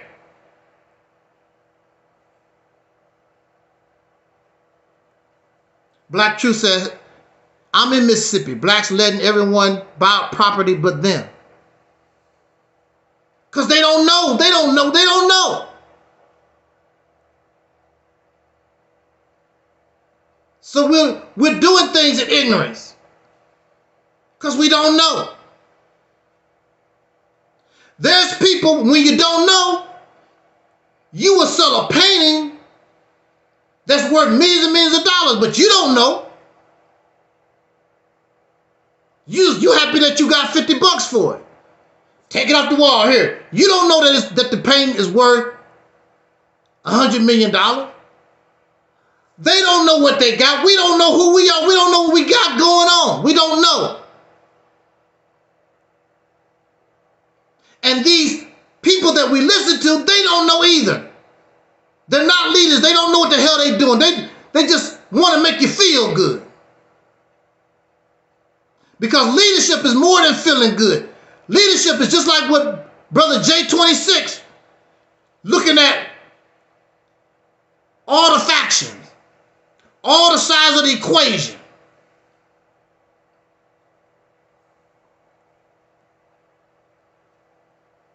How can we overcome those trying to put you down? Whatever they do, you got to be ready to counter move. I understand that philosophy because as a person that was incarcerated, I had to learn how to play that damn game. They did not let me out. I had to fight my way out of incarceration. Their intent was to keep me locked up the rest of my life. I had to learn how to fight them with their own laws. That's why I'm talking to you. I fought them with their own laws. And that's what the Mississippi campaign is about. Taking advantage of what they give you. Because there's nothing in it that's illegal. There's nothing about it where they could charge you with some type of domestic terrorism and all that other stupid nonsense. You just have learned how to use the tools that they have made available to you, like I did when I was locked up.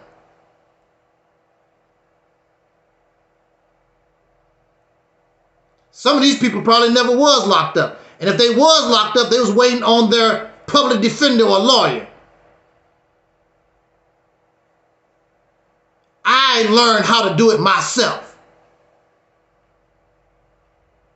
And I had assistance from lawyers with degrees. But they would tell you, I was the one that did the work. They did the presentation. You in a position to get what you want. I mean, I can see everything is ready. These people, your enemy, his mind is everywhere. Not even thinking about you like that. This is the time to strike.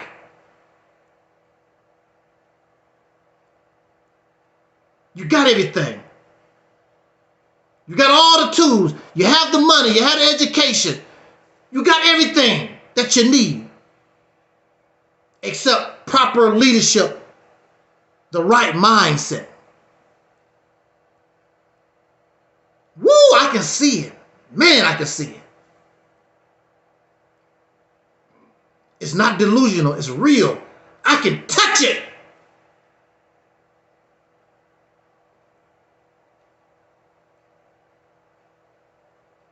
And see, when you really accomplish something, you don't have to feel good. Because every time you open up your eyes, you can see what you built, just like they do. I'm proud to be an American. When they say that, they look at all their cars going up and down the road. They look at all their boats going up and down the rivers.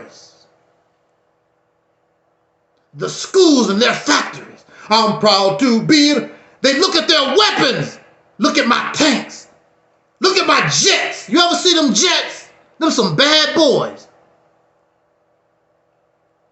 Mess with me if you want to. I'm proud to be an American. What you gonna sing about? I'm proud to read the Bible. I'm proud to read the Quran. Praise be to Allah for the Honorable Elijah Muhammad. Praise be to Allah for Noble Jew Ali. Praise be to, that's the only thing we got to say. You know, you have nothing to show. You didn't even write the Quran. You didn't even write the Bible. You didn't write the Bible. You didn't write no Quran. I'm proud to be. What you proud to be? I'm proud to. These folks, they got something to brag about. What you got to? We got a brother on here who's a Trump fan. Riding another man's coattail. Because he don't have nothing. So he got to ride another man's coattail. He don't have nothing, can't produce nothing. I'm proud to be an American. Trump going to give me a better job. Trump going to make gas prices go down. I'm proud to be American.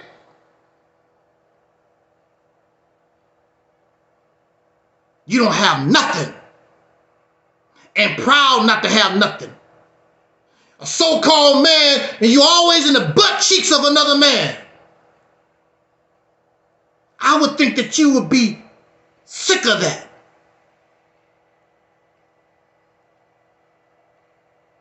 You are a man. You just won't act like, you just won't put in the work. You want somebody to give you something. These people say, I'm proud to be an American. Then they tell you in their history what they had to go through to get this.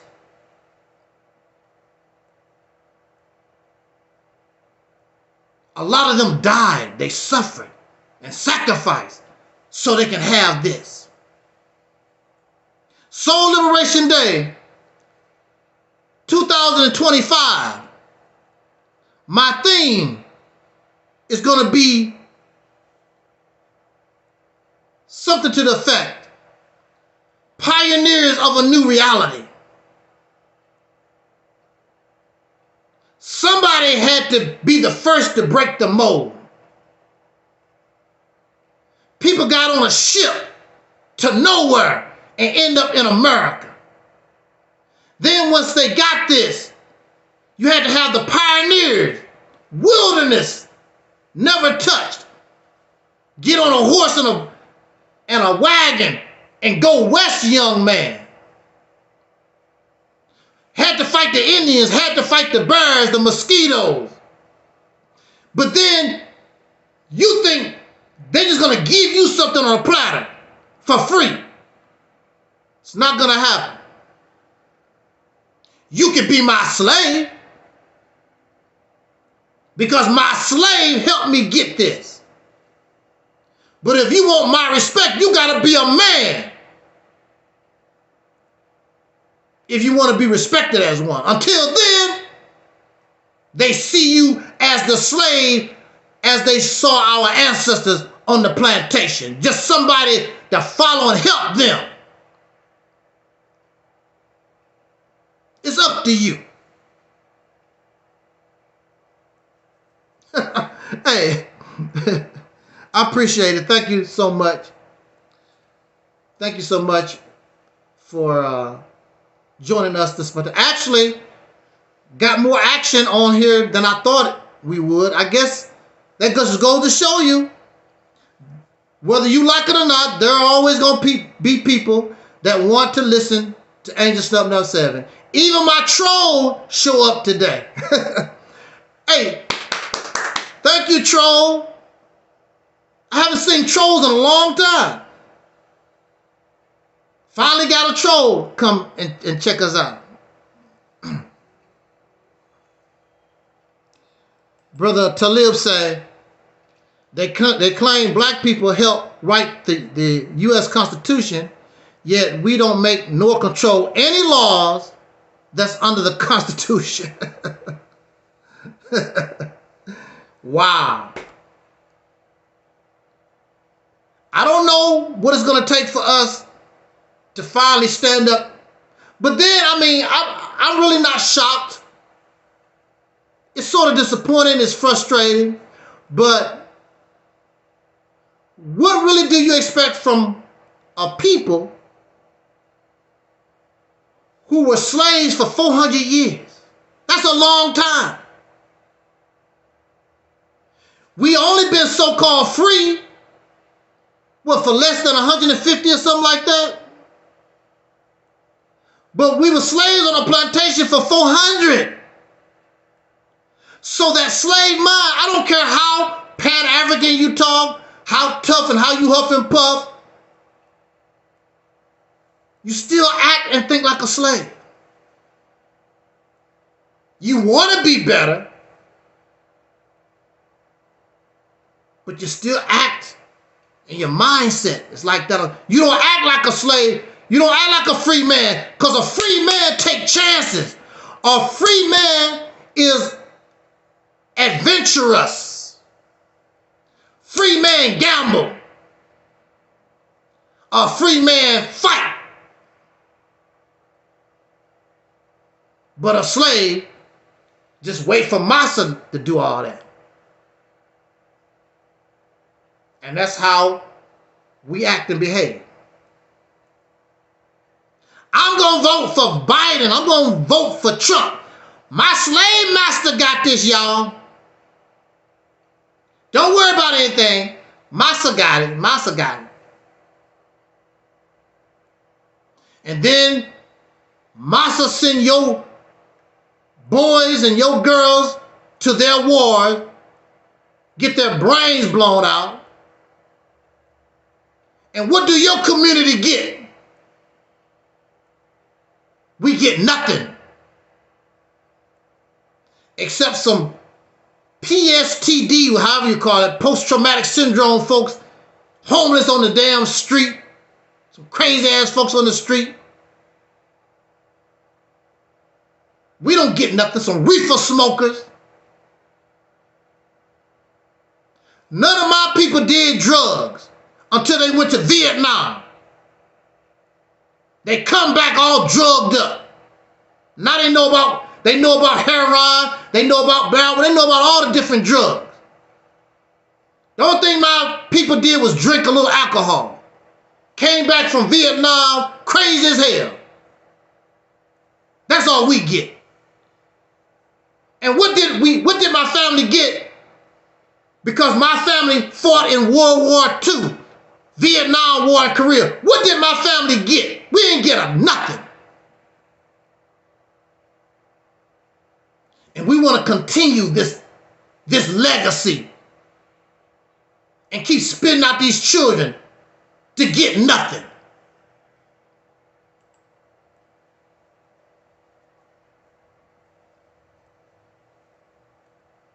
I don't talk to women because this is not a women issue. We are supposed to be men. This is a man issue. We are supposed to be the warriors. We have to lead the charge.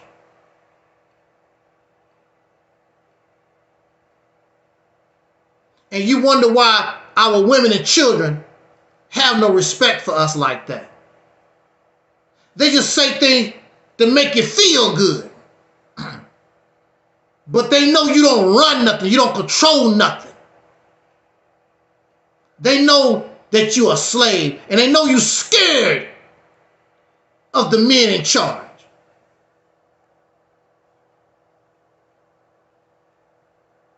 And your son grows up the same way. You learn how to live in oppression, how to live in the jail. Like I did. I learned how to live being locked up. Institutionalized. But the difference between me and you, it got to the point I got to get the hell out of here. I was comfortable locked up. I was actually enjoying myself locked up. But it got to the point where I know I can do better. I got to get out of here.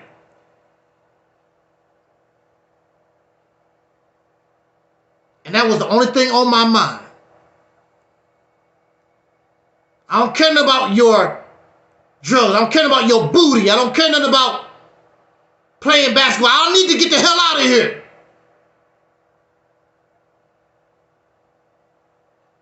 And just like Brother Malcolm said, when you get angry, you got to stay angry. Because that's the only way that you're going to have the strength and the energy to fight to get out of the situation. I went to bed angry. And I woke up angry. I wish I could show you all the paper that I use, writing every day, constantly. My hand was hurting. Then the devil, these pieces of trash that locked me up, they wouldn't give me paper no more. I had to start using the backs of cereal boxes and toilet paper. Some of the brothers that's been locked up, they would tell you, these bastards, when they see that you trying to learn the law, whatever, they won't even give you paper and pencil no more.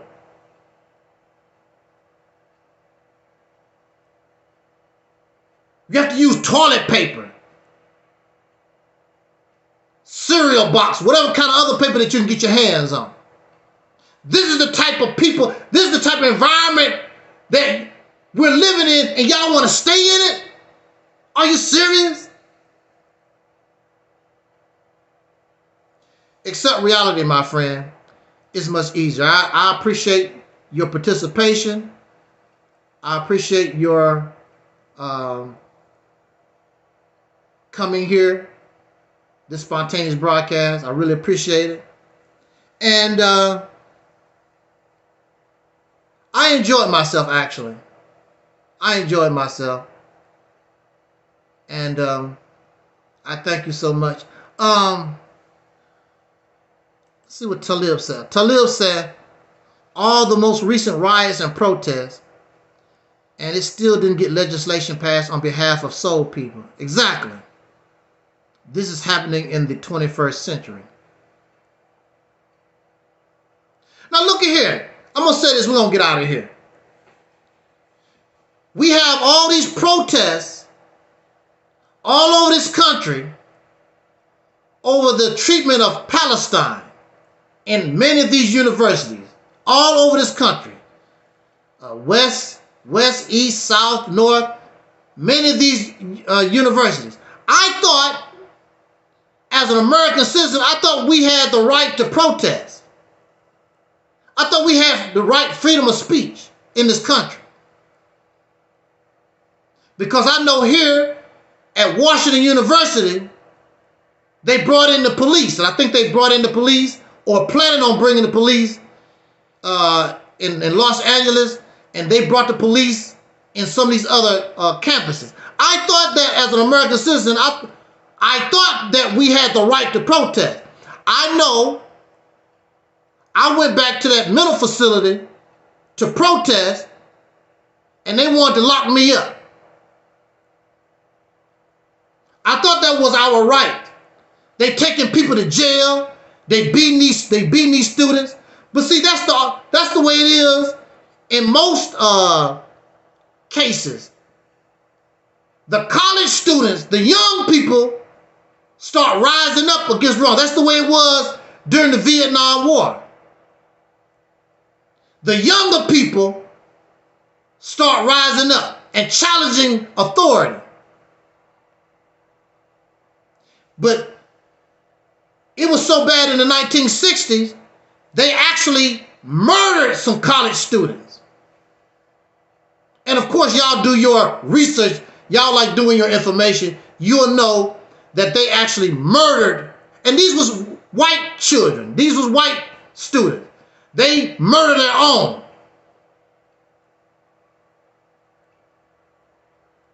On these college campuses. And it's just a matter of time. The police is going to kill somebody on one of these college campuses. And the first one that probably died will probably be somebody in California. They're talking about bringing the police and raiding. They have this tent city on campus. They want to get rid of all that type of stuff. This is almost graduation. They don't want to. These protesters messing up the graduation prom events or whatever. But I thought that was our right as an American citizen. I thought you were supposed to be able to protest as long as you do it peacefully. I did it peacefully, and they wanted to put my peaceful ass in the back of a car. This country's so fake. It's so hypocritical. Now, to me, what's happening in Palestine, I'm not their lawyer. I'm an advocate for soul brothers and sisters in this country. But it's really wrong. That's a terrible thing what Israel doing. You gonna kill, okay, I understand what Hamas did, but people always ignore what Israel did to cause Hamas to do what they done. That's just ignored. But you're gonna kill, what is it now? It's a large number. Thousand Palestinians. To try to get this little handful of people who might not even be where you think they are. And then you scary. You got to shoot bomb. You so bad and bold. And you so smart. take your happy ass in there and go get them. To me, that's a show of cowardice.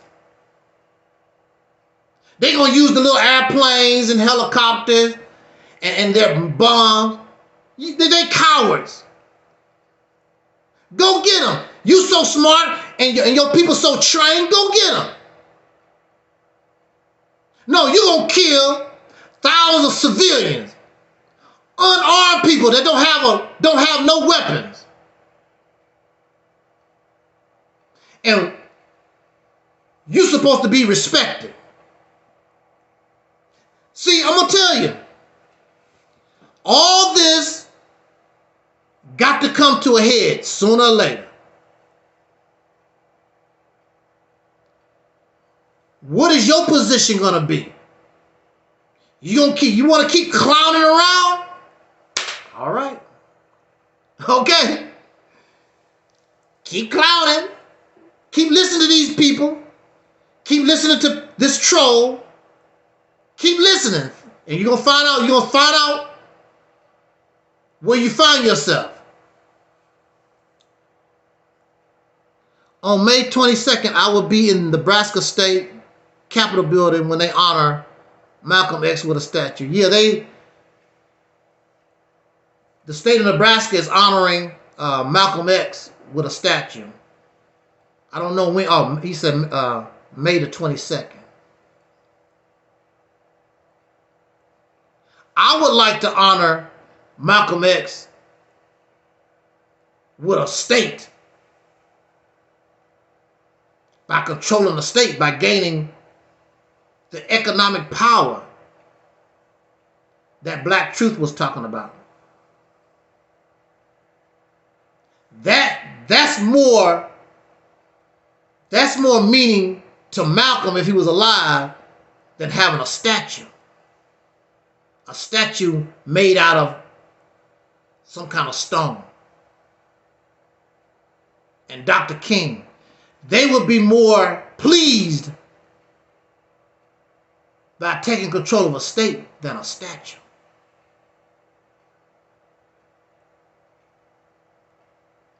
Because that state would be the vessel that would guide you to that promised land, if it ain't the promised land itself that Dr. King spoke of. You build it with your hands. It was once in your mind, and your hands make it a reality. Your will, God's will. If you are God, then it's God's will. But clearly you're not God because you ain't building a damn thing. You're not accomplishing nothing because you don't have no will. They couldn't pass the George Floyd Act nor the John Lewis Voting Rights Act just to show you how they sold black people for a complete joke, but at the same time pass an Asian hate crime bill. See? We just ignored. We just, what is it?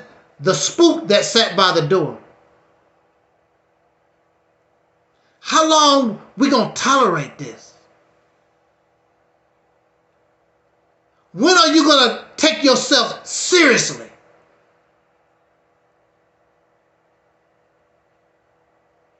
Huh?